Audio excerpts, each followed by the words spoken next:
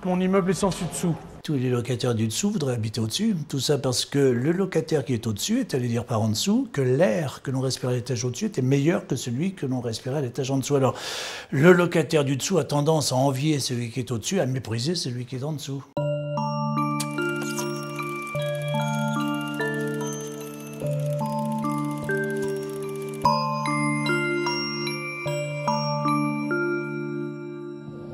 Oh! Comment on rentre là-dedans? Oh! Est-ce que ça a vraiment commencé? Ça commence quand d'ailleurs? Quoi, l'émission? Oui. Ah ben, quand vous voulez, c'est à vous de décider. Quelle est la question que vous voudriez que je vous pose? Bah, c'est la question que je me pose. Je ne veux pas dénoncer un camarade, surtout aussi prestigieux, mais en regardant des fois de près des documents, on se rend compte qu'il ne joue pas tout à fait. Alors que je pense qu'il avait le sens musical, mais je ne pense pas qu'il avait une maîtrise de tous les instruments qu'il utilisait sur scène. Donc de temps en temps, il est imposteur. Il y a un malentendu. Il y a un malentendu. Il y a un malentendu. Tout De Vos est basé sur le malentendu.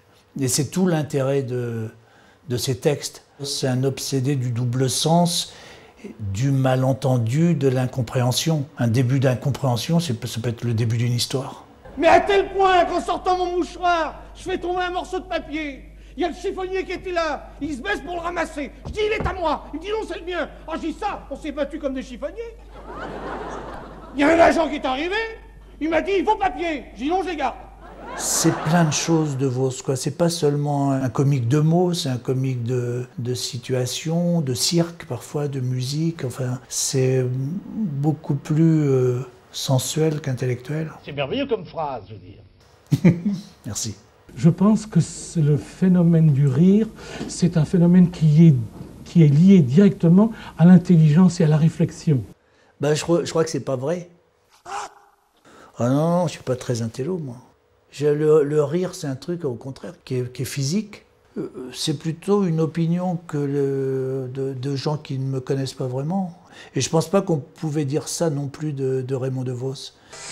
Ce matin, on m'a posé la question, on m'a dit quel est le cadeau que vous voudriez recevoir? Il y a des cadeaux que j'aurais aimé recevoir, plutôt des dons. Par exemple, des dons du ciel que j'aurais aimé avoir. Jouer du piano.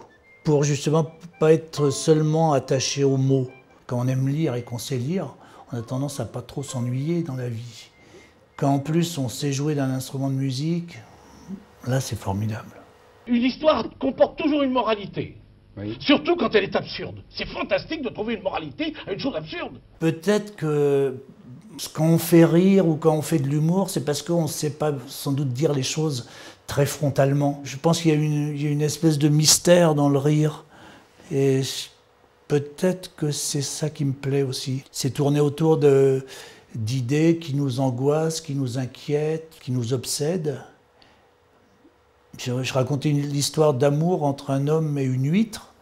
Je ne sais pas quelle était la morale. En tout cas, c'était une façon d'interroger la relation amoureuse. Fleur bleue avec les femmes. Ah oui, ça, on ne peut pas ne pas être fleur bleue avec des femmes. C'est redoutable, mais c'est ce qui est plaisant. Complètement fleur bleue, ouais. Et je crois qu'il y a quelque chose, je vais peut-être dire des bêtises, mais ça m'est égal. Il y a tout de même quelque chose d'assez féminin dans le comique. C'est le contraire de la force brutale, le comique. Et en plus, le comique de Vos, il a quand même un peu à voir avec la poésie et surtout la légèreté.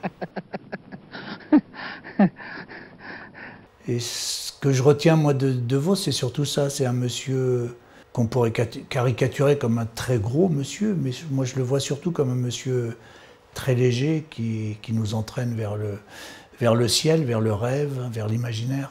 Mais en fait, vous avez raison. Ah. Vous avez raison, parce que c'est tout à fait moi. Oui, il me semble aussi. Il n'y a qu'une chose tout de même dont vous n'avez pas parlé, c'est de la langue de bois. Mais peut-être que je l'ai utilisée. Moi, finalement, j'adore la mauvaise foi. J'adore la mauvaise foi. Mais je suis tellement de mauvaise foi que quand je le suis, j'oublie ma mauvaise foi et je crois dans ma foi à moi. J'ai l'impression que je suis de bonne foi, même quand je suis de mauvaise foi. C'est pas facile de faire du De Vos. Je me suis dit, est-ce que sans dessus-dessous, ou sans dessus-dessous, ou sans dessous-dessus, je me suis dit, qu'est-ce qui est le mieux? Ben, actuellement, mon immeuble est sans dessus-dessous. Parce que tous les locataires du dessous voudraient habiter au-dessus. Tout ça parce que le locataire qui est au-dessus est allé dire par en dessous que l'air que l'on respirait à l'étage au-dessus était meilleur que celui que l'on respirait à l'étage en dessous. Alors, le locataire du dessous a tendance à envier celui qui est au-dessus, à mépriser celui qui est en dessous. Et moi, je suis au-dessus de ça, hein. Ah ben si je méprise celui qui est en dessous, c'est pas parce qu'il est en dessous. C'est parce qu'il convoite l'appartement qui est au-dessus. Le mien. Remarquez, moi je lui céderais bien mon appartement à celui du dessous, à condition d'obtenir celui du dessus. Mais je ne compte pas trop dessus, d'abord parce que je n'ai pas de sous, ensuite parce qu'au-dessus de l'appartement du dessus, il n'y a plus d'appartement. Alors le locataire du dessous qui monterait au-dessus obligerait le locataire du dessus à redescendre en dessous, alors je sais que celui du dessus n'y tient pas. D'autant, comme la femme du dessous est tombée amoureuse de celui du dessus n'a aucun intérêt à ce que le mari de la femme du dessous monte au-dessus. Alors là-dessus, quelqu'un est-il allé dire à celui du dessous qu'il avait vu sa femme bras dessus avec celui du dessus? Toujours est-il que celui du dessous l'a su. Un jour que la femme du dessous était allée rejoindre celui du dessus, comme elle retirait ses dessous, et lui ses dessus, soi-disant parce qu'il avait trop chaud en dessous, je le déçu parce que dans le dessous on entend tout ce qui se passe en dessous. Bref, celui du dessous leur est tombé dessus. Comme ils étaient tous les dessous, ils se sont tapés dessus. Finalement, c'est celui du dessous qui a eu le dessus.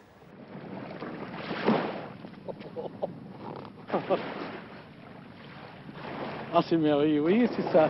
Là, vous voyez, devant la mer, nous avons un rire de joie.